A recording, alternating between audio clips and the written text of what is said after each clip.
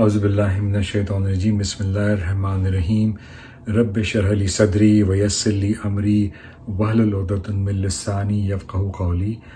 آج ہم قرآن لیسنز کے سلسلے میں سورہ بقرہ کی آخری دو آیات یعنی آیت نمبر 285 اور 286 کو پڑھنے اور سمجھنے کی کوشش کریں گے۔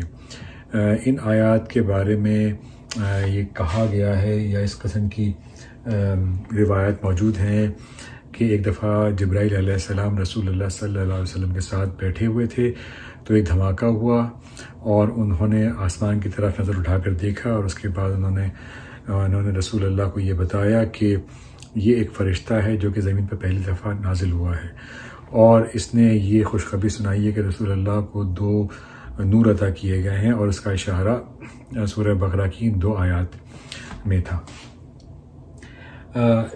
کچھ اور روایت میں یہ بھی بتایا گیا ہے کہ رسول اللہ جب معراج پر تشریف لے کے گئے تو ان کو 3 تحفے عطا کیے گئے۔ نمبر 1 5 وقت کی نماز، نمبر 2 سورہ بقرہ کی 2 آیات، آخری 2 آیات، اور نمبر 3 تمام مسلمانوں کے لیے بخشش جنہوں نے شرک سے انکار کیا یا اللہ کے ساتھ کسی کو شریک نہیں ٹھہرایا۔ ان آیات کے بارے میں یہ بھی کہا جاتا ہے کہ جو شخص اور یا جو لوگ ان آیات کو سونے سے پہلے رات کو پڑھتے ہیں تو یہ اس بات کا قوی امکان ہے کہ ان کے حاجات جو ہیں وہ پوری ہوں گی۔ یہ بھی کہا جاتا ہے کہ اگر کوئی ان آیات کو مستقل 3 رات تک پڑھے تو اس کے گھر میں شیطان کی انٹری آلموسٹ بند ہو جاتی ہے۔ یہ وہ آیات ہیں جو کہ رسول اللہ صلی اللہ علیہ وسلم کو عطا کی گئی اور اس سے پہلے کسی نبی کو یہ آیت عطا نہیں کی گئی۔ تو چلیں ان کو پڑھنے اور سمجھنے کی کوشش کرتے ہیں۔ جو پہلی آیت ہے وہ ہے آمن رسول بما انزل الیہ وربہ المؤمنون کل آمن باللہ وملائکتہ وکتبہ ورسلہ۔ رسول ایمان لائے اللہ پر، رسول پر، ملائکہ پر اور تمام کتابوں پر۔ آگے بڑھتے ہوئے کہا گیا لا نفرق بین احد من رسلہ وقالوا سمعنا واطعنا غفرانک ربنا والیک المصیر۔ ہم رسولوں کے درمیان کوئی فرق نہیں کرتے اور تمام رسولوں کو ہم ایکول اسٹیچر دیتے ہیں۔ صحابہ نے کہا کہ ہم نے سنا، اطاعت کی، اور اس کے بدلے ہماری یہ خواہش ہے کہ تو ہمیں بخش دے۔ یہ بخشش اس لیے ضروری ہے کیونکہ ہمیں اسی کی طرف، اپنے اللہ کی طرف ہی لوٹ کر جانا ہے۔ آگے اس طرح بیان کیا ہے کہ لا یکلف اللہ نفسا الا وسعها لہا ما کسبت وعلیہا ما اکتسبت۔ ہر بندے سے اس کی استطاعت کے مطابق حساب لیا جائے گا، یعنی اس کی جتنا اس کا ایکسپوجر ہوگا، جتنا اس کا اسکوپ ہوگا، اسی کے مطابق اس سے حساب کتاب لیا جائے گا۔